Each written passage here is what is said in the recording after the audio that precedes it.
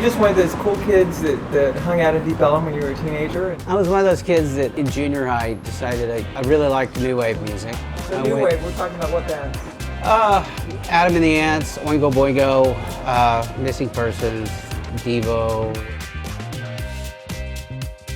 I mean, the list goes on. When I got into high school, when I transferred over to Lake Highlands, I noticed just a different mentality because we moved over there after being in Richmond for 11 years.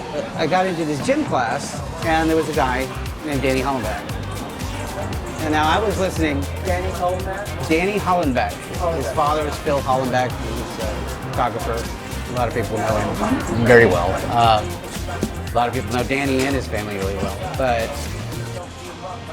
he took me aside and said, "What are you doing? You need to come down to the clown ramp and the Twilight Room." And I didn't have a skateboard or anything, but he was a big skateboarder. And he took me down to what at the time was called the Blue, because the clown portions hadn't been put on, and dragged me down the theater gallery in Twilight Room.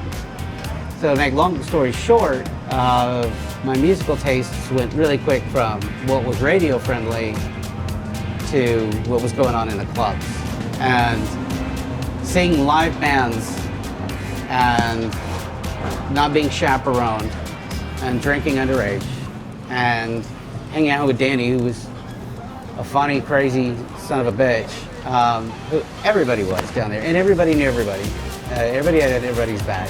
Twilight River Theater Gallery, pretty much the only two clubs that were playing, you know, alternative, underground, punk rock, skate rock, whatever music. And then you had, of course, Adair's with its country, and then Clearview not long after that, Video Bar, Club Donna. But at that point in time, we're talking 1986, there was really no, I mean, I knew people that got mugged,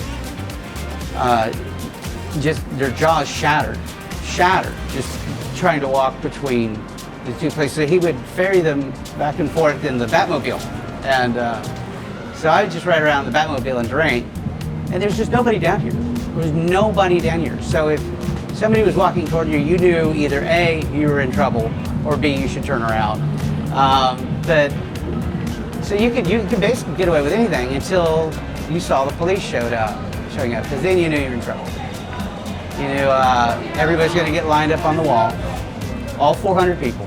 We were all going to get searched, and people are going to go to jail. And this is what would happen when they bust the club?